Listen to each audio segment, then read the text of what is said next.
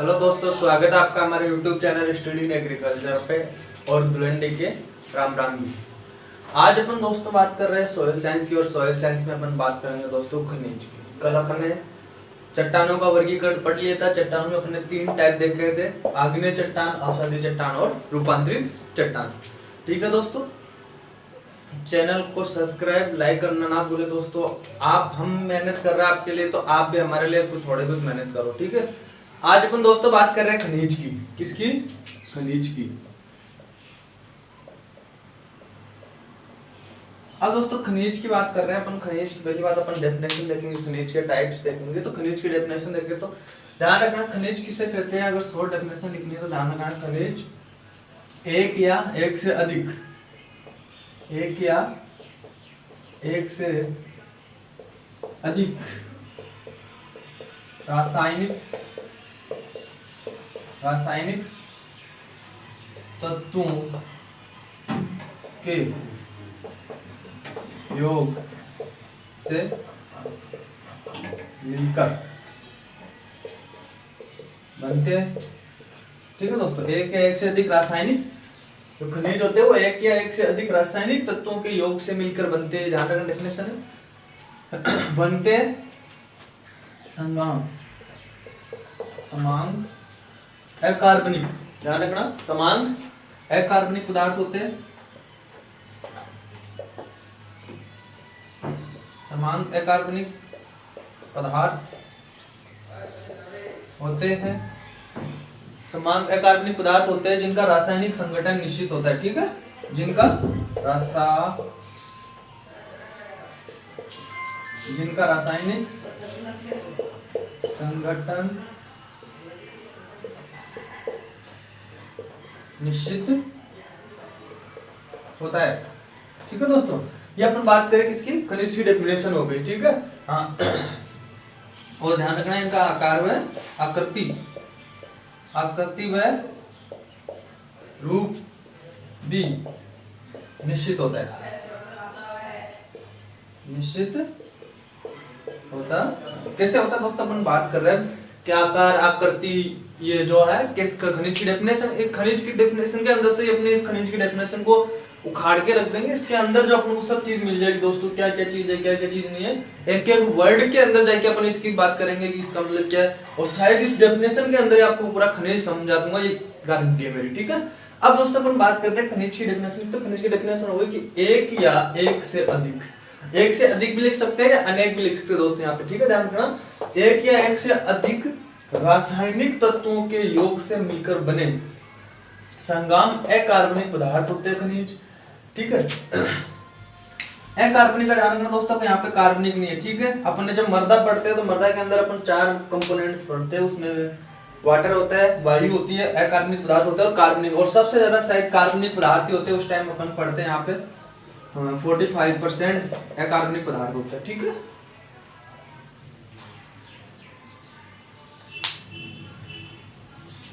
अकार्बनिक पदार्थ। ठीक है, क्योंकि खनिज कार्बनिक नहीं होते, अकार्बनिक होते, इस चीज का ध्यान रखना आपको।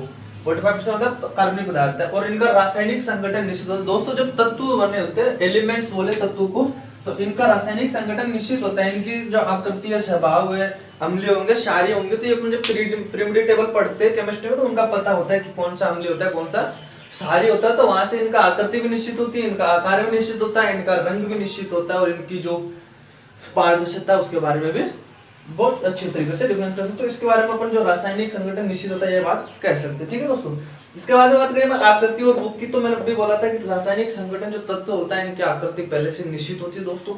आकृति आकार की बात करें तो क्रिस्टलीय होते हैं, ठोस होते हैं, ये इनके गुण होते हैं, खनिजों के गुण होते हैं। तो ये गुणों के अंदर ध्यान रखना। थोड़ी सी डेफिनेशन बड़ी हो गई है, ज्यादा बड़ी नहीं है, लेकिन इतनी लिखोगे तो आपको एग्जामिनर भी लगेगा कि हाँ बच्चे ने कुछ पढ़ा है। ठीक है दोस्तों, तो ये हो गया अपने खनिज की डेफिनेशन। किसी को शक है तो एक बार और देख लो दोस्तों, और स्क्रीनशॉट जरूर ले लेना, क्योंकि ये चीजें आपको एग्जाम में डायरेक्ट देखने को मिलेगी। और आपको शॉर्ट यहाँ से अगर स्क्रीनशॉट लेके नोट्स तैयार करते हो तो आपको बहुत बेनिफिट होगा दोस्तों। ठीक है, तो ये हो गई खनिज की डेफिनेशन। आगे चलते हैं दोस्तों, खनिज की डेफिनेशन का आप स्क्रीनशॉट ले लो। खनिज की डेफिनेशन का स्क्रीनशॉट ले लो दोस्तों, और चैनल को लाइक करें, सब्सक्राइब करें और शेयर करें दोस्तों। आपको मतलब भी मान लो कि बहुत मेहनत कर करके वीडियो डाल रहे हो तो आप भी उनका मजा लो।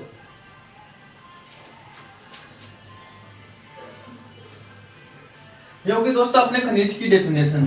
अपने खनिज की डेफिनेशन के बारे में देख लिया। अब दोस्तों अपन खनिज के देखेंगे गुण। ठीक है, खनिज की डेफिनेशन का आ जाती है पेपर में सीधी शॉर्ट की उठ के, तो वो पूछ लिया जाता है। ठीक है, खनिज की डेफिनेशन के बाद में अपन देखेंगे खनिज के गुण।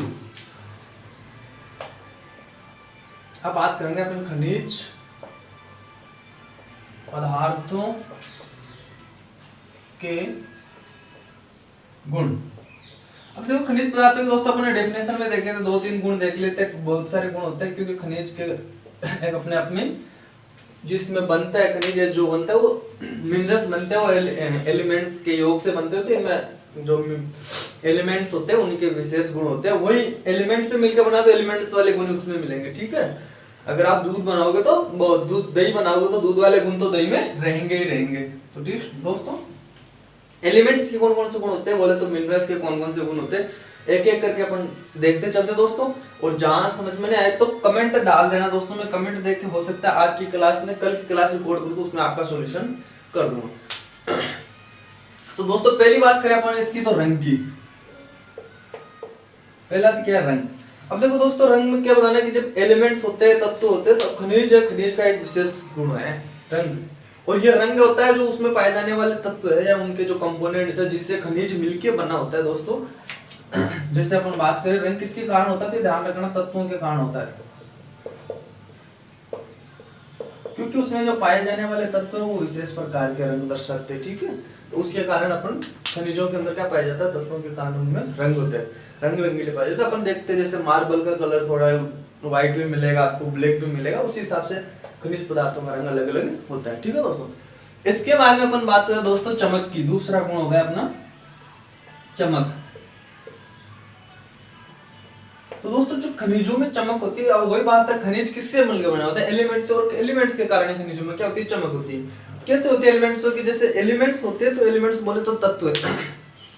ठीक है, तत्वों के कारण कि जैसे अपन केमिस्ट्री की बात करें, प्योर केमिस्ट्री की जो अपने पूरी जेट का एग्जाम तब चलती है, तो उसमें क्या है कि अपन को पढ़ना पड़ता है तत्व एलिमेंट्स है वो अपना गुण दिखाते हैं, रंग दिखाने प्रदर्शित करने का भी एक गुण होता है। उसमें जब क्या है कि अधिक प्रकाश या अधिक ऊर्जा मिलती है उसको, तो एक कोष से दूसरे कोष में जाते टाइम अपना रंग प्रदर्शित करता है। उसी के कारण अपन को ये उनमें क्या है चमक देखने को मिलती है। ठीक है दोस्तों, तो ये भी अपन क्या है तत्वों के कारण इनमें चमक पाई जाती है। तो अपन ध्यान रखना खनिज तत्वों में चमक भी पाई जाती है। आप देखोगे कि बहुत बार कोई पत्थर होते हैं जो कच्चे होते हैं लेकिन वो चमकीले होते हैं। ठीक है, वो धूप में रखने पर चमक जैसी प्रदर्शित करता है। ठीक है, इसके बाद में अपन दोस्तों बात करें तो इसके बाद में आती है अपन कठोरता।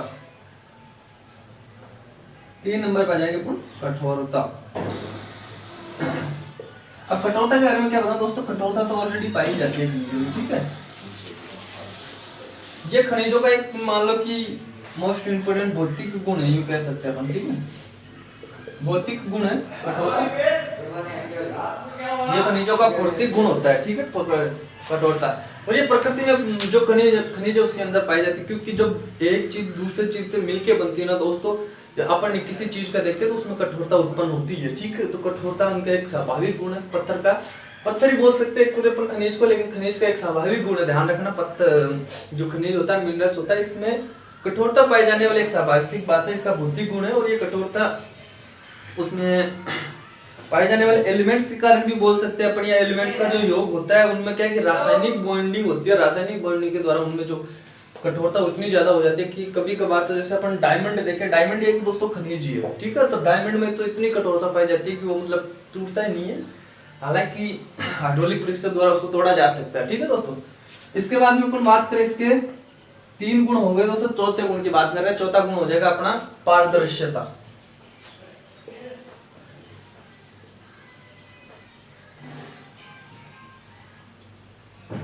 पारदर्शिता दोस्तों, पारदर्शिता भी 2 प्रकार की होती है, एक तो पारदर्शी खनिज होते हैं, एक पारदर्शी खनिज होते हैं। ठीक है, जैसे पारदर्शिता की बात करें अपन, पारदर्शिता में 2 प्रकार के होते हैं, अपारदर्शी खनिज और पारदर्शी खनिज। ठीक है, पारदर्शी खनिज होते हैं, पारदर्शी खनिज होते हैं ना, जैसे अपन बात करें शीशा, शीशा भी खनिजों से मिलकर बने होते हैं, शीशा भी तत्वों से मिलकर बना होता है, तो वो भी एक खनिज माना जाता है ना। शीशा हो गया या डायमंड हो गए, या पारदर्शी होते हुए भी टूटने नहीं देते। ठीक है, पारदर्शिता भी खनिजों में दो प्रकार की पाई जाती है दोस्तों। ये भी एक तत्व है, एलिमेंट के गुणों के कारण ही पाई जाती है। ठीक है, या ये कह सकते हैं कि इनमें पारदर्शी दो प्रकार होते हैं, अपारदर्शी और पारदर्शी। कुछ अल्प पारदर्शी तत्व भी होते हैं। ठीक है दोस्तों, ध्यान रखना खनिजों के गुण। अब बात करें दोस्तों अपन अगले 5 गुण की, तो 5वां गुण हो जाएगा दोस्तों इसके अंदर संरचना। अब जिस दोस्तों को रासायनिक तत्व बोले तो एलिमेंट्स का जब योग होता है या उनका मिश्रण होता है, जो मिलता है, जिसके मिलने से खनिज का निर्माण होता है, तो वो संरचना जब मिलते हैं तो एक ऐसी संरचना बनाते हैं जिसके कारण वो क्रिस्टलीय भी, संरचना भी दो प्रकार की हो सकती है। ठीक है दोस्तों, क्रिस्टलीय और अक्रिस्टलीय। ठीक है, संरचना दो प्रकार की हो सकती है, क्रिस्टलीय और अक्रिस्टलीय। क्रिस्टलीय और एक होती है अक्रिस्टलीय। क्रिस्टलीय हो जाए अक्रिस्टलीय और क्रिस्टलीय, सॉरी दोस्तों, क्रिस्टलीय, ध्यान रखना।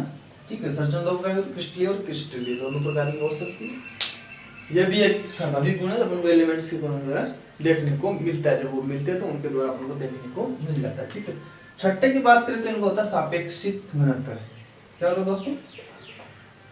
सापेक्षिक घनत्व।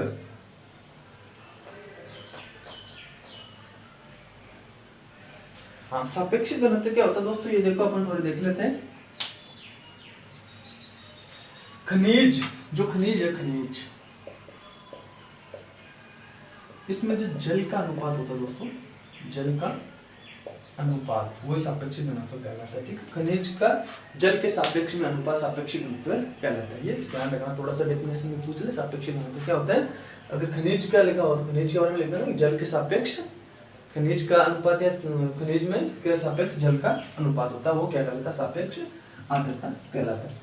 ये हो गया अपने दोस्तों क्या कि अपन बात करें खनिज, इसके खनिज पदार्थों के गुण। 6 गुण देखे दोस्तों, एक बार फिर देख लो, बारीक बारीक से फिर बता रहा हूँ, क्योंकि कभी कभार क्वेश्चन आ जाता है 4 नंबर में उठ के खनिजों के गुण बताइए। तो पहला हो गया दोस्तों रंग। रंग किसके कारण होता है, एलिमेंट्स के कारण होता है। किस कारण तो मैंने बता दिया। दूसरी होती है चमक। चमक में थोड़ा ध्यान रखना दोस्तों, 2 प्रकार की हो सकती है चमक। एक धात्विक चमक हो सकती है, एक धात्विक चमक होती है, एक होती है अधात्विक चमक। एक होती है अधात्विक चमक। ठीक है, चमक 2 प्रकार की होती है दोस्तों, एक धात्विक चमक होती है, अधात्विक चमक होती है। रंग, रंग किसके कारण होता है, एलिमेंट्स के कारण, या एलिमेंट्स, या स्वाभाविक सी बात है तत्व जो इनके योग होता है, योगों से एलिमेंट्स, जो मिनरल्स है वो एलिमेंट्स के मिलने से निर्माण होता है इनका दोस्तों। एलिमेंट्स के कारण ही क्या कह सकते हैं कि इनके गुण पाए जाते हैं रंग प्रदर्शित करने का। चमक दोस्तों 2 प्रकार के हो सकते हैं, धात्विक भी हो सकते हैं और अधात्विक भी हो सकते हैं। हो सकता है कि जब उसमें बने तो उनमें जो एलिमेंट्स होते हैं उनके कारण भी हो सकते हैं। कभी कभार क्या है कि जल भौतिक और रासायनिक गुण भी होता है उसका, तो उसके द्वारा भी वो अधात्विक चमक हो सकती है। कठोरता दोस्तों, उसका पत्थर का पाया जाना स्वाभाविक रहता है, कठोर होते हैं ये पत्थर, तो ये भी अपन भौतिक गुण कह सकते हैं। पारदर्शिता भी दोस्तों 2 प्रकार की होती है। संरचना 2 प्रकार की, पारदर्शिता 2 प्रकार, पारदर्शी और अपारदर्शी होते हैं। क्रिस्टलीय 2 प्रकार की हो गई। संरचना भी 2 प्रकार की होती है दोस्तों, क्रिस्टलीय और अक्रिस्टलीय और सापेक्ष ध्यान। ठीक है दोस्तों, ये बात कर ली अपने किसने, खनिज की। खनिज की डेफिनेशन हो गई दोस्तों। खनिज के डेफिनेशन के बाद में अपन देखे खनिज के गुण। ठीक है दोस्तों, अब अपना अगला टॉपिक इसी का ही है, खनिज का वर्गीकरण देखते हैं। ठीक है दोस्तों, ये आपके इंपॉर्टेंट है, ध्यान रखना थोड़ा सा। खनिज का वर्गीकरण इंपॉर्टेंट है दोस्तों।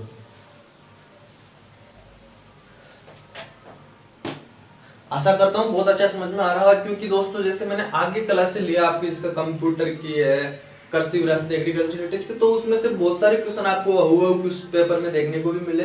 तो आशा करता हूँ कि इस सब्जेक्ट में भी आपको देखने को मिलेंगे। और दोस्तों जहां तक हो सके दूसरों के साथ पास भी लिंक शेयर किया करो, ताकि उससे ये सुविधा मिल सके दोस्तों। ठीक है, क्योंकि ज्ञान बांटने से दोस्तों बढ़ता है, कम नहीं होता। ठीक है, ये चीज ध्यान रखनी होती है अपन को। ठीक है, अगला देखो दोस्तों, अपन अब बात करते हैं गुणों की बात हो गई, अब अपना कहा बात करते हैं खनिजों का वर्गीकरण।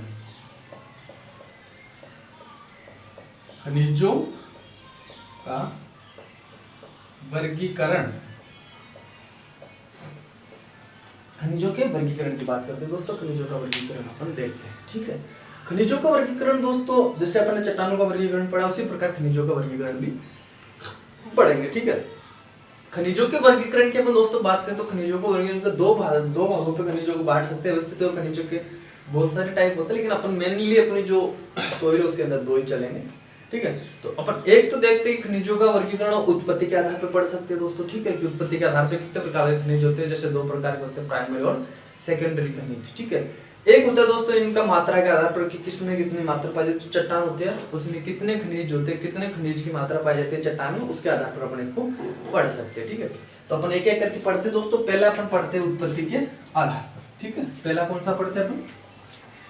उत्पत्ति के आधार पर। उत्पत्ति के आधार पर पहला पढ़ते हैं अपन चट्टानों का, वो खनिजों का वर्गीकरण उत्पत्ति के आधार पर, ठीक है दोस्तों। तो ध्यान रखना उत्पत्ति के आधार पर खनिज दो प्रकार के होते हैं। कितने प्रकार के होते हैं? दो प्रकार के, ठीक है। मैं यहाँ लिख रहा हूँ। पहला हो जाएगा दोस्तों प्राथमिक या प्राइमरी, प्राथमिक खनिज, और दूसरा हो जाएगा दोस्तों द्वितीयक, द्वितीयक खनिज। खनिज दो प्रकार के होते हैं। तो उत्पत्ति के आधार पर अपन बात करें दोस्तों, फिर देख लेना वर्ड को समझा करो किसके आधार पर पूछा गया है, क्योंकि बहुत बार अपन क्या होते हैं न्यू टाइप आते हैं, न्यू टाइप में बिना देखे अपन तुक्का मार देते हैं। तुक्का मत मारा करो, क्योंकि तुक्के भी वहां मारे जाते हैं दोस्तों जहां अपन कारगर होते हैं। कारगर है स्वाभाविक सी बात थी, यहाँ पे अपन को चीजें याद करना दोस्तों, क्योंकि थ्योरेटिकल में लिखने की जरूरत होती है थ्योरी में, ठीक है। तो प्राथमिक खनिज की अपन बात करते हैं। प्राथमिक खनिज कौन से होते हैं ध्यान रखना। तो प्राथमिक खनिज होते हैं दोस्तों जैसे चट्टान का निर्माण हो रहा है उसी टाइम चट्टान में जो खनिज पाए जाएंगे, ध्यान रखना, चट्टान के निर्माण के समय या चट्टान में, अम्लीय चट्टान कह सकते हैं अपन, ठीक है। तो चट्टान के निर्माण के समय उपस्थित खनिज प्राइमरी खनिज कहलाते हैं, ठीक। चट्टान के निर्माण के समय जो उनमें उपस्थित होता है वो कहलाते हैं वो खनिज, या हम आग्नेय चट्टान कह सकते हैं, क्योंकि आग्नेय चट्टान में कोई दूसरी बाहर की चीज मिला हुई चट्टान में उपस्थित खनिज, ठीक है। वो होते हैं कौन से? प्राइमरी खनिज होते हैं। प्राइमरी खनिज क्या है कि इनमें स्वाभाविक से रूप है कि जिस वो चट्टान है उसमें पहले से ही वो खनिज पाए जा रहे हैं, उनको क्या कहेंगे अपन? प्राइमरी खनिज या कहेंगे, ठीक है। दूसरी चीज बात करें कि दोस्तों जैसे प्राइमरी खनिज है, प्राइमरी खनिज तो अपन पढ़ ली। प्राइमरी खनिज के साथ कैसे, जैसे कि जल के साथ उनकी कोई क्रिया हो गई, या वायु के साथ कोई क्रिया हो गई, उनकी अदर किसी के साथ क्रिया होकर कोई खनिज बन रहा है उसे कहेंगे सेकेंडरी खनिज कहेंगे। तो ठीक है, अपन इसमें लिख सकते हैं कि प्राथमिक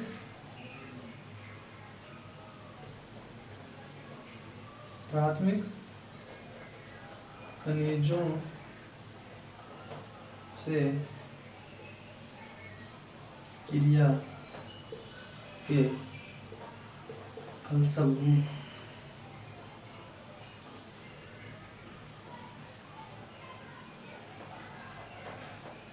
निर्मित खनिज, ठीक है ना। प्राइमरी खनिज कौन से होते हैं? जो चट्टानों में पहले से ही पाए जाते हैं उन्हें पर प्राइमरी खनिज कहते हैं, ठीक है दोस्तों। द्वितीयक खनिज की बात करें तो जो प्राइमरी खनिज होता है उनकी दूसरे या जल के साथ क्रिया हो गई, वायु के साथ क्रिया हो गई, उस क्रिया के फलस्वरूप जो नया खनिज बनेगा उस खनिज को अपन क्या कहेंगे? द्वितीयक खनिज कहेंगे, ठीक है दोस्तों।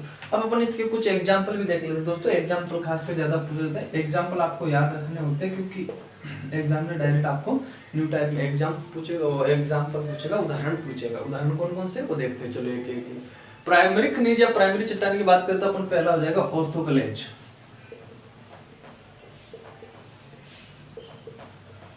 ऑर्थोक्लेज, ठीक है दोस्तों। पहला खनिज कौन सा हो गया अपना? ऑर्थोक्लेज हो गया, माइका हो गया, माइका खनिज, ठीक है, या माइको। ऑर्थोक्लेज हो गया, माइको हो गया, ठीक है। दूसरा अपन बात करें दोस्तों मस्कोवाइट, मस्कोवाइट दोस्तों। ऑर्थोक्लेज हो गया, माइका हो गया, मस्कोवाइट हो गया, ठीक है दोस्तों। ऑर्थोक्लेज, माइको, मस्कोवाइट, और तीसरा हो जाएगा बायोडाइट, चौथा बायोडाइट, ठीक है। चार चार एग्जाम्पल बहुत है दोस्तों याद करने के लिए। आपको ज्यादातर डेफिनेशन पूछेगा तो डेफिनेशन लिखने के बाद एग्जाम्पल हर चीज का दिया करो, क्योंकि एग्जाम्पल से एग्जामिनर प्रभावित होता है। द्वितीय खनिज की बात, द्वितीय खनिज के एग्जाम्पल कौन कौन से है, तो द्वितीय खनिज के एग्जाम्पल देख लो दोस्तों। द्वितीय खनिज की बात करें, द्वितीय खनिज में भी अपन 2 3 4 एग्जाम्पल देख लेते हैं। 2 3 4 एग्जाम्पल में कौन कौन से मिलते हैं, ठीक है दोस्तों। द्वितीय खनिज में जैसे apatite, calcite, apatite, calcite,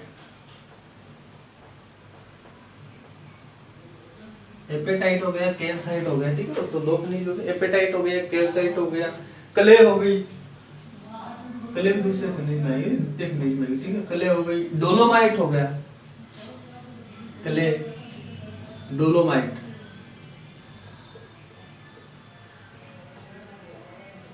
CaCO3 MgCO3, dolomite है ना, ध्यान रखना थोड़ा सा, अपन आगे पढ़ेंगे तब बताएंगे इसके। डोलोमाइट हो गया, ये हो गया अपना दोस्तों प्राइमरी खनिज और द्वितीय खनिज। किसके आधार पे, उत्पत्ति के आधार पे। स्क्रीनशॉट ले लो दोस्तों इसका भी, क्योंकि ज्यादातर आपको पूछा जाता है वो किसी के आधार पर पूछा जाता है, उत्पत्ति के आधार पर खनिज का वर्गीकरण पूछा जाता है, ठीक है दोस्तों। एक एक करके सब करते रहेंगे, घबराने की जरूरत नहीं है। 2 3 दिन जब भी आपका एग्जाम होगा तब तक आपके पूरे कंप्लीट सोइल के नोट्स करवा दूंगा मैं दोस्तों, घबराओ मत 1%। स्क्रीनशॉट ले लो दोस्तों। अब चलते हैं अपन आगे, यह हो गया अपना उत्पत्ति के आधार पर, ठीक है दोस्तों। अब उत्पत्ति के आधार पर अपना अगला वर्गीकरण देखते हैं। उत्पत्ति तो हो गई अपनी, उत्पत्ति हो गई तो अपना अगला वर्गीकरण कौन सा है देखते हैं। अगला वर्गीकरण दोस्तों अपना मात्रा के आधार पर,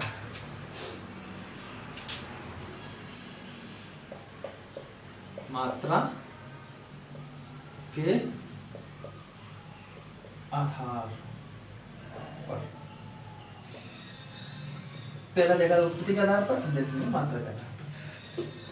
मात्रा के आधार पर भी दोस्तों इनको 2 भागों में बांटा गया है। कौन कौन से 2 भाग है पहले देख लेंगे। मात्रा के आधार पर होता है कि दोस्तों जैसे कोई चट्टान है तो उस चट्टान में कितना खनिज उपस्थित है, कितने खनिज तत्व पाए जाते हैं और अदर मटेरियल कितना, उसके आधार पर अपन इसको 2 भागों में बांटते हैं, ठीक है। पहला है या इनकी मात्रा देख लेते हैं कि जो चट्टान है उसमें कितनी % इसकी मात्रा होती है उपस्थित खनिज की, उसके आधार पर इनको 2 भागों में बांटा गया है। पहला हो जाएगा आवश्यक,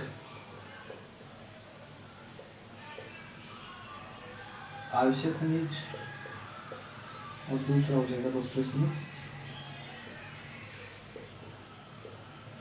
सहायक, सहायक खनिज। पहला आवश्यक खनिज, दूसरा सहायक खनिज। अब आवश्यक खनिज की दोस्तों अपन बात करें तो ये चट्टानों में लगभग आपको मिलेगा 95% से लेकर 98% तक कितना मिलेगा। जो भी चट्टान रहेगी उस चट्टान के अंदर जो आवश्यक खनिज होते हैं वो कितने % होते हैं, 95 से लेकर 98% तक पाए जाते हैं, ठीक है दोस्तों। और अगर बात करें अपन सहायक खनिज की तो सहायक खनिज होते हैं वो पाए जाते हैं लगभग 2.5% या 2.5% सहायक खनिज पाए जाते हैं। ये दोस्तों आपको अगर मान लो कि एग्जामिनर डायरेक्ट ट्रू और फॉल्स में पूछ सकता है, ऑब्जेक्टिव क्वेश्चन में आपके न्यू टाइप क्वेश्चन आ सकता है, ठीक है।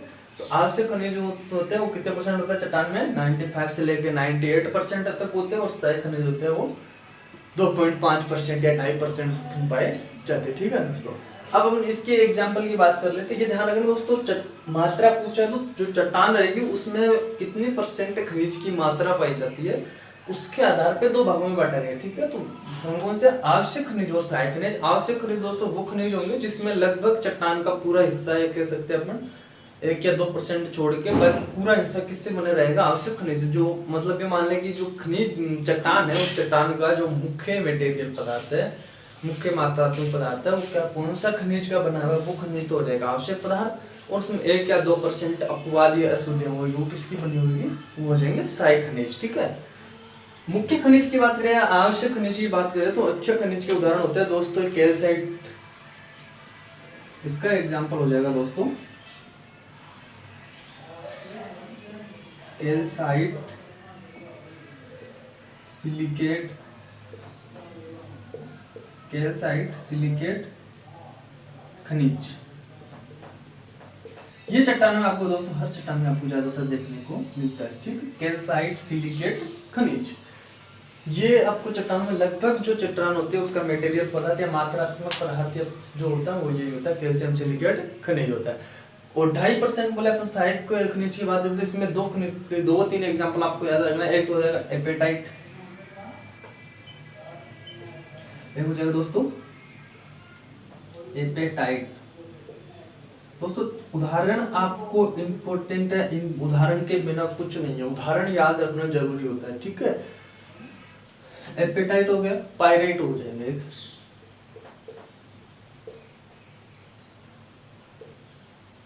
एपेटाइट और पाइराइट, ठीक है दोस्तों। दो एग्जांपल आपको याद रखना है। ये हो गए खनिजों के दो वर्गीकरण, अपने जो मेन थे वो अपने पढ़ लिए, ठीक है दोस्तों। हाँ दोस्तों, तो आ जाओ अपनी थोड़ी सी एक बार बात कर लें। खनिज का टॉपिक था अपने इतने ही दिया हुआ जो अपन ने पढ़ लिया, ठीक है। बात करें अपन शुरू से, तो खनिज की डेफिनेशन अपन ने पढ़ी थी, उसके बाद में खनिज के जो गुण थे वो अपन ने देखे थे, 4-5 गुण थे, वो भी आप एक बार देख लेना। उसके बाद में अपने दोस्तों पढ़ा था खनिजों का वर्गीकरण। खनिजों का वर्गीकरण अपने दो भागों में बटा है। मैं फिर कह रहा हूँ, खनिजों का वर्गीकरण इंपॉर्टेंट है, इंपॉर्टेंट है, इंपॉर्टेंट है। खनिजों के वर्गीकरण से आपके फिक्स क्वेश्चन आना ही है दोस्तों, महा वेरी इंपॉर्टेंट लगा लेना। तो इसमें से क्वेश्चन आपके आना ही आना है, और वो भी वर्गीकरण से शायद पूछ ले। 90% चांस है कि खनिजों में भी जो क्वेश्चन पूछा जाएगा, खनिज का क्वेश्चन, वो वर्गीकरण के आधार पे आपको पूछा जाएगा, ठीक है। अब दोस्तों अपन बात करते हैं अगला टॉपिक अपना, इसी के साथ ये टॉपिक खत्म होता है। अगला टॉपिक कौन सा दोस्तों, उसके बारे में अपन जानेंगे। दोस्तों क्लास को लाइक करिए, शेयर करिए और सब्सक्राइब करना तो कतई नहीं भूले दोस्तों, क्योंकि हो सकता है आने वाले पेपर के लिए क्लासें आपके लिए रामबाण सिद्ध हो सकती है दोस्तों। क्लास से रामबाण से कम नहीं है। आ जाओ दोस्तों, अपन बात करते हैं वेदरिंग की, बोले तो अपक्ष की। किसकी बात करते हैं? अपक्ष।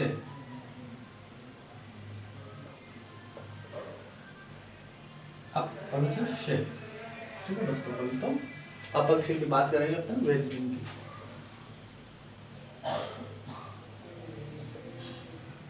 ठीक है दोस्तों, अपक्ष या वेदरिंग की बात करते हैं।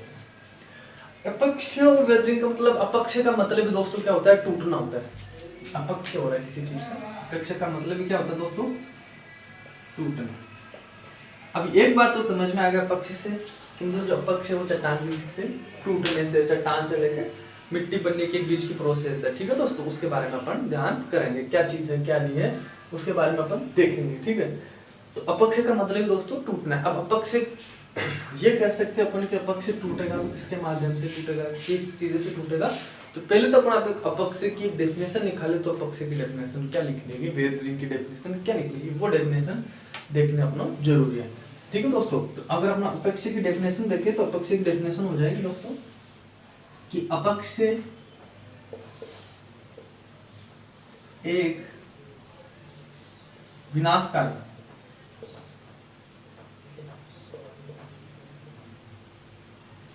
अपक्ष एक विनाशकारी क्रिया है, ठीक है दोस्तों। कैसी क्रिया है? विनाशकारी क्रिया है। अब विनाशकारी वो, ये अपन डेफिनेशन के माध्यम से दोस्तों अपन को टॉपिक समझ में आ जाता है। तो अपन एक बार लिख ले, उसके बाद में अपन चट्टे उधेड़ के रख देंगे डेफिनेशन, ठीक है। अपक्ष से एक विनाशकारी विक्रिया है जिसमें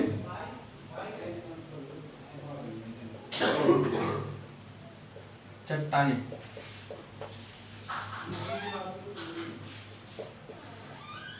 छोटे छोटे छोटे टुकड़ों में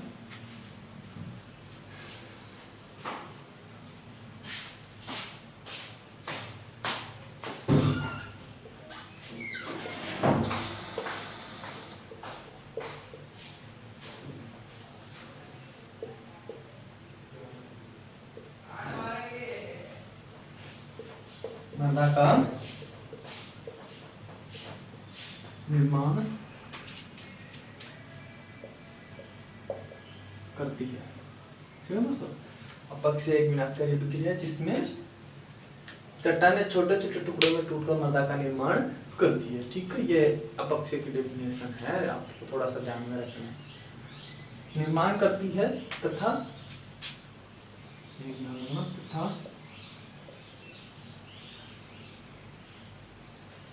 निर्माण करती है तथा भौतिक व रासायनिक गुणों के परिवर्तन होते हैं दोस्तों, ठीक है ध्यान। भौतिक व रासायनिक गुण परिवर्तित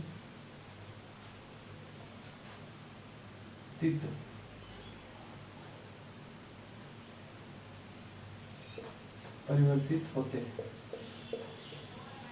अब देखो दोस्तों डेफिनेशन से अपन सारा कुछ समझ लेंगे, ठीक है।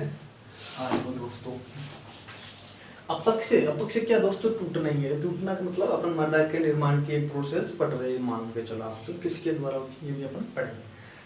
अपक्ष की बात करें दोस्तों, अपक्ष क्या होता है, अपक्ष किसके द्वारा होता है, तो अपक्ष ये अपन बाकी पढ़ेंगे कि अपक्ष किसके द्वारा होता है, कितने भागों कितने माध्यमों से होता है, किसके द्वारा होता है, कितने प्रकार का होता है, अभी अपन अगले पढ़ेंगे, ठीक है।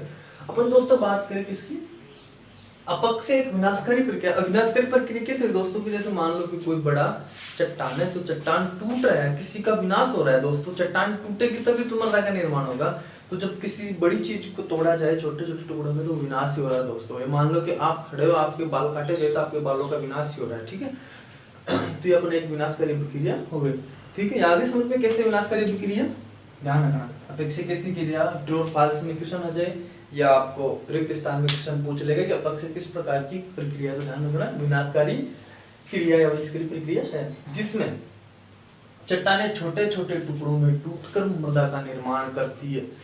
मृदा का निर्माण तथा उनके भौतिक तथा रासायनिक गुणों में। पर अब कोई चट्टान है, मेरे को बताओ, एक मूल पदार्थ है, उसको एक स्थान से दूसरे स्थान पर जाएगा, टूटेगा, वो टूट के, ये तो है नहीं कि वहीं पे जहाँ पे पहाड़ बना है या जहाँ पे चट्टान है वहां पे मिट्टी बन जाएगी, टूटेगा, घिसतेगा पानी के द्वारा, वायु के द्वारा एक स्थान से दूसरे स्थान पर जाएगा, तो उसके साथ और कुछ मटेरियल भी जुड़ जाएगा, तो उसके रासायनिक और भौतिक गुण में क्या हो जाएगा दोस्तों, परिवर्तन हो जाएगा, ठीक है। पूरा ध्यान रखना। ये अपने अपक्ष की डेफिनेशन हो गई। अपक्ष की डेफिनेशन क्या है, अपक्ष एक विनाशकारी क्रिया है जिसमें चट्टानें छोटे छोटे टुकड़ों में टूटकर मृदा छोटे छोटे टुकड़ों में मृदा का निर्माण करते हैं, तब भौतिक और रासायनिक गुणों में परिवर्तन होता है, परिवर्तित हो जाते हैं उनके भौतिक और रासायनिक गुण, ठीक है दोस्तों। आगे अपन बात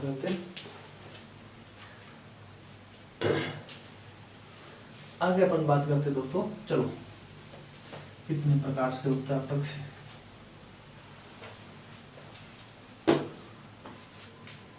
चलो दोस्तों, टाइप्स ऑफ अपक्ष या अपक्ष के प्रकार, तो ध्यान रखना। अपक्ष यहीं पे मैं लिख देता हूँ, सोइल साइंस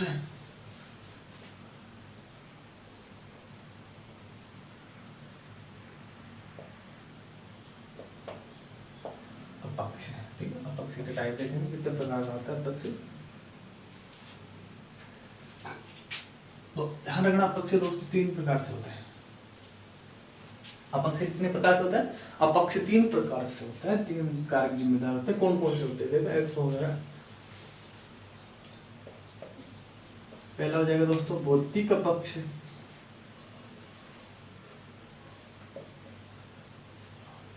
पहला हो जाएगा भौतिक अपक्ष, ठीक है। दूसरे की बात करेंगे दोस्तों, तो दूसरा हो जाएगा अपना रासायनिक अपक्ष, दूसरा हो जाएगा रासायनिक अपक्ष, और तीसरे की बात करें भौतिक वगैरह रासायनिक वगैरह, तीसरा हो जाएगा अपना जैविक अपक्ष, ठीक है दोस्तों। अपक्ष 3 प्रकार से होगा, भौतिक भी होगा, रासायनिक भी होगा और जैविक भी होगा। अपन तीनों को एक साथ पढ़ेंगे चार्ट के माध्यम से। चार्ट के माध्यम से चीज पढ़ी जाती है वो दोस्तों जल्दी याद होती है, ठीक है। अब चार्ट के माध्यम से कैसे, भौतिक अपक्ष है, भौतिक अपक्ष दोस्तों कैसे होगा, भौतिक अपक्ष की डेफिनेशन क्या है, तो उसके बारे में अपन ज्यादा सा ध्यान कर लेते हैं।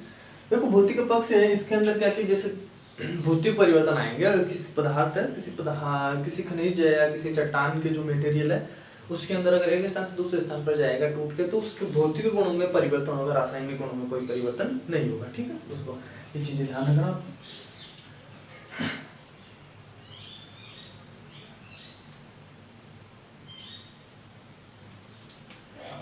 भौतिक गुणों में तो परिवर्तन होता ही होता है, उसके साथ रासायनिक गुणों में परिवर्तन होगा, कैसे तो अपन देखते हैं। दोस्तों आगे देखो दोस्तों, थोड़ा सा ध्यान रखना, भौतिक पक्ष में भौतिक गुणों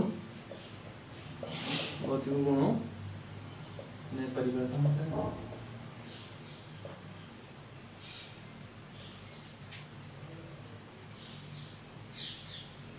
परिवर्तन होता है, ठीक है, भौतिक गुणों में परिवर्तन होता है।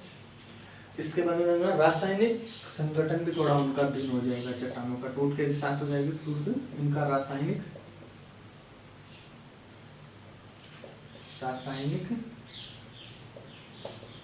संगठन भिन्न होता है। रासायनिक संगठन तो स्वाभाविक सी बात है दोस्तों, भिन्न होना ही है, क्योंकि जब चट्टान को एक स्थान से टूट के दूसरे स्थान पे जाएगा तो उसका रासायनिक संगठन भिन्न होता ही है, ठीक है। आप एक चीज को दूसरे, एक ही चीज है उसको दूसरे स्थान पे वायु के द्वारा, जल के द्वारा लेके जाओगे तो उसके रासायनिक गुण में स्वाभाविक बात है परिवर्तन होगा। तो ये हो गई भौतिक पक्ष की। भौतिक पक्ष में भौतिक परिवर्तन होते हैं, ठीक है, भौतिक में परिवर्तन होता है, जिसमें चट्टान के भौतिक गुणों में तो परिवर्तन आता रहता है, उसका रासायनिक संगठन भी भिन्न होता है। ये वो भौतिक पक्ष की परिभाषा हो गई, डेफिनेशन हो गई है दोस्तों, ठीक है। अपन बात करें किसके द्वारा होता है, किसके द्वारा भौतिक पक्ष होता है, तो ये इंपॉर्टेंट है, ध्यान रखना। कभी कभार वो डायरेक्ट पूछ लेगा, भौतिक पक्ष की डेफिनेशन बताते हो, भौतिक पक्ष के लिए कौन कौन से कार्य के जिम्मेदार है, तो कौन कौन से कार्य भौतिक पक्ष के लिए जिम्मेदार, वो ध्यान रखना आपको इंपॉर्टेंट है। पहला अपन बात करें दोस्तों जल, मैं एक बार कारक लिख रहा हूँ, उसके बाद में अपन एक एक करके समझते रहेंगे। पहला हो गया दोस्तों जल, दूसरा हो जाएगा अपना ताप, तापमान कर लो, तापमान तो, तीसरा हो जाएगा वायु, चौथा हो जाएगा ग्लेशियर दोस्तों,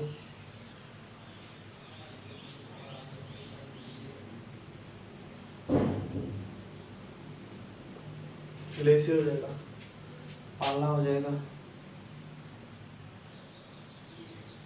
और छठा हो जाएगा दोस्तों अपना जमाव। अब दोस्तों इनके बारे में मैं एक एक करके बता रहा हूँ, थोड़ा सा ध्यान रखना। जल के द्वारा कैसे होता है वो देखो, मान लो कि पहाड़ है, चट्टान है, चट्टानों से बारिश हो रही है, बारिश बहुत स्थिर से हो रही है, तो जो पानी का रेनफॉल होगा, पानी बेहतर रहेगा, उसके द्वारा भी चट्टानों का कटाव होता रहता है। अपन को दिखता नहीं लेकिन कटाव होता रहता है, तो जल के द्वारा भी चट्टानों का कटाव होता है, ठीक है। कैसे होता है? रेनफॉल के द्वारा, वो एक स्थान से उसको उठा के दूसरे स्थान पर ले जाती है। तापमान की बात करें तो तापमान का तो बहुत ज्यादा प्रभाव पड़ता है, ठीक है, तापमान के द्वारा भी चट्टानों का अपक्ष होता है। जैसे मान लो कि सर्दियों में क्या है कि जैसे सर्दियां पड़ी हुई तो अपन देखते हैं कोई चीज सर्दियों में सिकुड़ती जाती है, और जैसे जैसे तापमान बढ़ता है तो वापस वो फैलते हैं, तो सिकुड़ने से और फैलने से भी क्या उसका चट्टान का अपक्ष होता है, ठीक है। हाँ, कोई कहेगा कि पत्थर कैसे सिकुड़ेगा और कैसे फैलेगा, तो ध्यान रखना पत्थर में भी सिकुड़ने के और फैलने के गुण पाए जाते हैं, ठीक है, क्योंकि पत्थर भी आखिरकार बना तो मृदा से खनिजों से होता है। वायु की बात करें दोस्तों, तो वायु की द्वारा कैसे, जैसे मान लो अधिक वेग वाली अच्छी गति से वायु चलेगी, तो जो पत्थर के या खनिजों के छोटे छोटे टुकड़े होते हैं, उड़ के एक स्थान से दूसरे स्थान पर पहुंच जाते हैं, तो वो भी उसका भी एक अपक्ष का ही प्रकार, अपक्ष के लिए आवश्यक जिम्मेदार कारक माना जाता है, इसको भी, वायु को भी, ठीक है दोस्तों।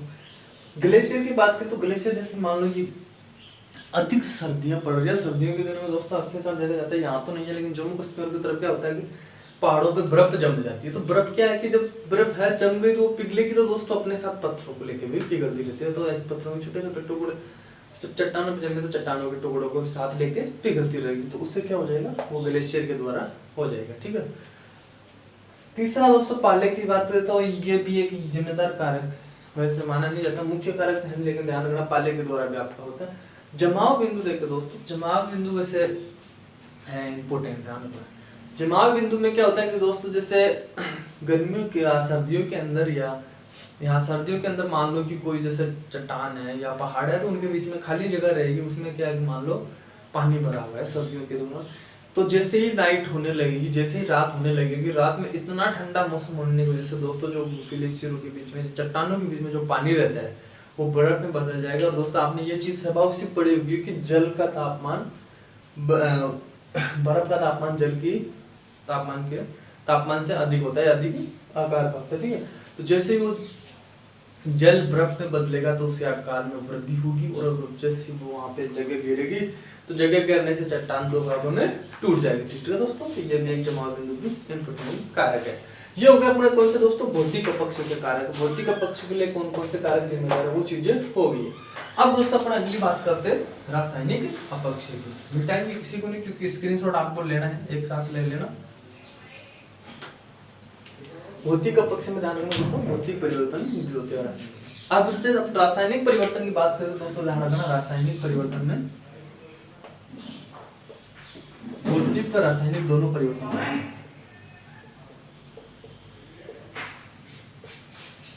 भौतिक व रासायनिक दोनों परिवर्तन,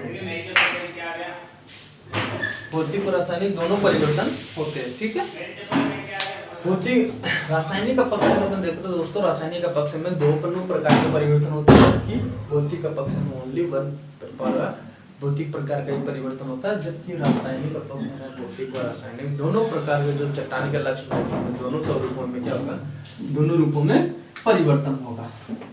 रूपों में ध्यान रखना, दोनों रूपों में परिवर्तन आएगा या होगा अपक्ष के दौरान। अब अगला दोस्तों बात करें अपन तो यह हो गई भौतिक और रासायनिक परिवर्तन होगा। इसके बाद में अपन देखें दोस्तों कि उसके रूप में आकार में भी परिवर्तन होगा। ठीक है, रासायनिक अपक्ष में उसके रूप में परिवर्तन होगा, उसके आकार में परिवर्तन होगा, उसके रंग में परिवर्तन होगा। ठीक है दोस्तों, ये चीज सब आ गई इस बात की। भौतिक में होगा, रासायनिक में होगा, आकार में होगा, रूप में, इनमें सब में क्या होगा, परिवर्तन होगा। प्लस जो खनिज रहेंगे दोस्तों, जो उसका पेरेंट मटेरियल रहेगा, पेरेंट मटेरियल के अंदर में क्या होगा, जो पेरेंट मटेरियल रहेगा उसमें दोस्तों जैसे खनिज है तो खनिजों में भी उनके परिवर्तन होगा। जो खनिज है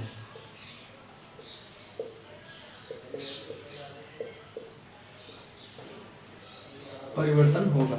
ठीक है, पेरेंट मटेरियल जैसे मान लो कि कैल्साइट या ग्रेनाइट से जो कोई चट्टान बनी है, ऑर्थोग्लेज से कोई चट्टान बनी हुई है, तो वो खनिज भी है ना, एक दूसरे के साथ क्रिया करके उस खनिज में भी परिवर्तन आ जाएगा। मान लिया अगर अपन डेफिनेशन की सारणी बात करें तो उसमें रासायनिक परिवर्तन में जो चट्टान रहेगी उसमें सारे टोटली परिवर्तन आ जाएंगे। ठीक है, इसकी डेफिनेशन की बात करें तो ध्यान रखना, रासायनिक अपक्ष एक ऐसी क्रिया है जिसमें भौतिक व रासायनिक दोनों स्वरूपों में परिवर्तन होता है तथा चट्टान के रूप में, आकार में, रंग में एवं खनिजों में भी परिवर्तन हो जाता है या परिवर्तन आ जाता है। ठीक है दोस्तों, उसे कहेंगे अपन रासायनिक अपक्ष। रासायनिक अपक्ष के लिए कौन कौन से कारक जिम्मेदार, वो कारक की अपन बात कर लेते हैं एक बार। ठीक है दोस्तों, जैसे जल विश्लेषण,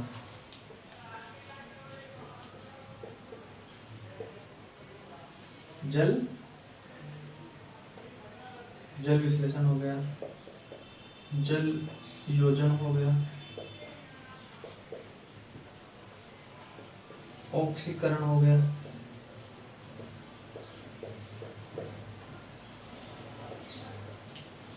अपचयन हो गया। क्यों दोस्तों, जल विश्लेषण, जल अपचयन, विलयन,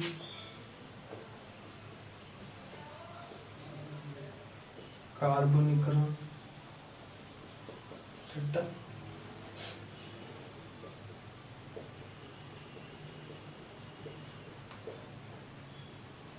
एक दो तीन चार पाँच छह कारक हो गए, ध्यान रखना।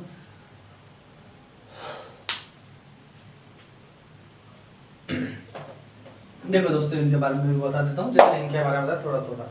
जल विश्लेषण में क्या होगा दोस्तों, जल के द्वारा चट्टान का विश्लेषण होगा। ठीक है, जल योजन में जल का योग होगा, हाइड्रोजन जुड़ेगा आते उसके जल के साथ। ठीक है, हाइड्रोजन के द्वारा उसमें जो चट्टान रहेगी, चट्टान का जो मूल पैतृक पदार्थ रहेगा, उस खनिज का जो खनिज से मिलकर बना होगा, उस खनिज को वहां से रिप्लेस करके उसके स्थान पर हाइड्रोजन जुड़ जाएगी, योजन।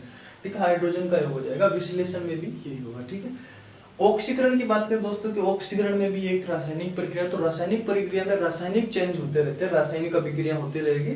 तो इनके बारे में अपन एक दिन स्पेशल क्लास लगा लेंगे, जिनको सारे की, क्योंकि इनकी सबकी डेफिनेशन इंपॉर्टेंट होती है, सभी की पूछी जाती है। अब जो ऑक्सीकरण में वही होगा, अपचयन में भी वही। विलयन के अंदर जैसे विलयन बनाया जाएगा तो विलयन में जो वही रहेगा कि जो विलयन के अंदर तत्व रहेंगे उसके मूल खनिज तत्व को वहां से हटा के रिप्लेस कर देंगे, वो जुड़ जाएंगे, जिससे उसके रासायनिक चेंज भी आ जाते हैं उसमें, ठीक है। इसीलिए तो मैंने ऊपर पढ़ा है दोस्तों कि इसके अंदर भौतिक और रासायनिक दोनों स्वरूपों में चेंज होगा, ठीक है।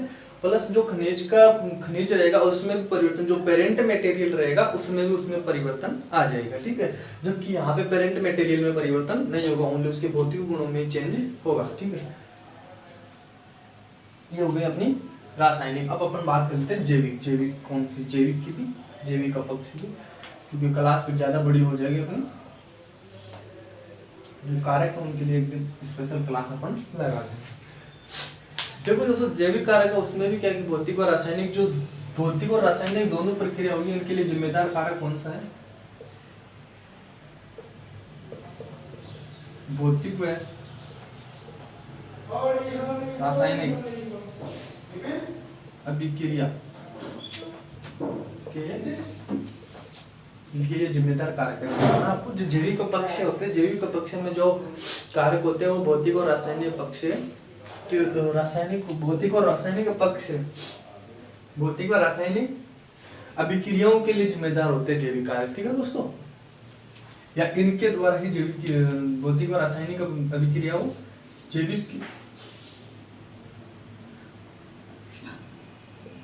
जैविक कारकों द्वारा संपन्न होती है। जैविक कारकों द्वारा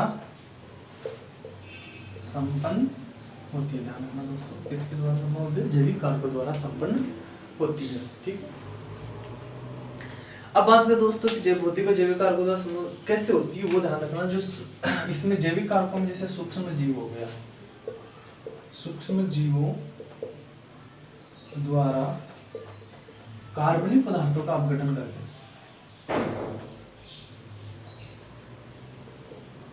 कार्बनिक पदार्थों का अपघटन करके, कार्बनिक पदार्थों का अपघटन करके, सूक्ष्म जीवों द्वारा कार्बनिक पदार्थों का अपघटन करके कार्बनिक अम्ल,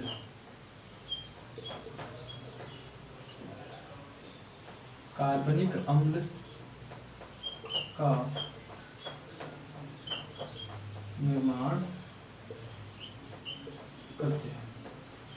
अब दोस्तों जो कार्बनिक अम्ल रहेगा, जो कार्बनिक अम्ल है वो क्या करेंगे कि जो उसमें पाई जाने वाली होने वाली क्रियाओं को आप बढ़ावा देंगे। रासायनिक क्रियाएं होगी, जैविक क्रियाएं होगी, तो उनको क्या बढ़ावा देंगे। जो सूक्ष्म जीवों द्वारा कार्बनिक पदार्थों को सड़ा गला जो अपघटन करके जो कार्बनिक अम्ल बनेगा, वो क्या है कि जो जैविक क्रिया होती है उनको बढ़ावा देता है। जैविक क्रियाओं को बढ़ावा तो देता है, साथ साथ रासायनिक क्रियाओं को भी बढ़ावा देता है, ठीक है दोस्तों। अपन बात करें जैसे कि रासायनिक अपक्ष के अंदर कौन कौन से रासायनिक अपक्ष के लिए कौन कौन से कारक जिम्मेदार थे, भौतिक के लिए कौन से जिम्मेदार थे, उसी प्रकार जैविक क्रियाओं के लिए भी बहुत आवश्यक या जिम्मेदार कारक होते हैं। जैसे एक नंबर की बात करें तो अपन हो जाएगा दोस्तों वनस्पति, वनस्पति जड़ें, जानवरों द्वारा,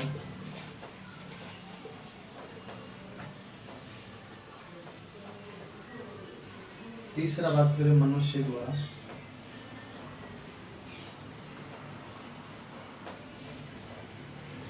जानवर मनुष्य द्वारा, और एक अपना सूक्ष्म जीव हो ही जाएगा, ठीक है। चौथा बात है सूक्ष्म जीवों द्वारा, सूक्ष्म। अब बात करें अपने एक को देख लेते हैं वानस्पतिक जड़ों द्वारा भी हो सकता है। जैसे मान लो कि कोई चट्टान है, वहां पे पेड़ या वनस्पति उग गई, तो वो उग गई तो क्या कि जैसे जैसे बढ़िया ग्रोथ होगी तो उसकी जड़ें फैलेगी, और जड़ें फैलेगी तो दोस्तों जब जड़ें किसी चट्टान के अंदर घुसेगी तो उस चट्टान को काटेगी, जिसके कारण अपक्ष का कार्य करेगी या चट्टान को तोड़ देती है, तो वो भी एक अपक्ष का कार्य करती है, ध्यान रखना। जानवरों के द्वारा क्या करता है दोस्तों, जानवर जैसे चलते हैं चट्टानों पे, पहाड़ों पे, तो वो भी अपने खुरों से पैरों से एक दूसरे से उनका अपक्ष करते रहते हैं, वो भी उनके लिए जिम्मेदार होता है। मनुष्य तो मान लो कि जैविक कारकों में सबसे बहुत इम्पोर्टेंट कारक है, क्योंकि मनुष्य ही चट्टानों को सबसे ज्यादा नुकसान पहुंचाता है। मनुष्य कैसे पहुंचाता है दोस्तों, जैसे मान लो कि कोई चट्टान है, चट्टान के बीच से उसको रास्ता निकालना है, तो लोग मनुष्य क्या करता है कि चट्टान को तोड़ के बीच से उसके रास्ता निकालता है, या अगर कोई रेलवे लाइन बिछानी है तो उसके लिए भी ये चट्टानों को तोड़ने का कार्य करता है। तो ये भी मनुष्य भी एक उसका जैविक कारक में अपन गिन सकते हैं। सूक्ष्म जीव द्वारा वही रहेगा दोस्तों, कोई चट्टान है, चट्टान के अंदर मान लो कार्बनिक पदार्थ, तो कार्बनिक पदार्थों क्या करेंगे, सड़ाएंगे, गलाएंगे और जो रासायनिक क्रिया उनको बढ़ावा देंगे। ठीक है, आज की क्लास दोस्तों अपनी यही खत्म होती हुई, सभी को होली के राम राम।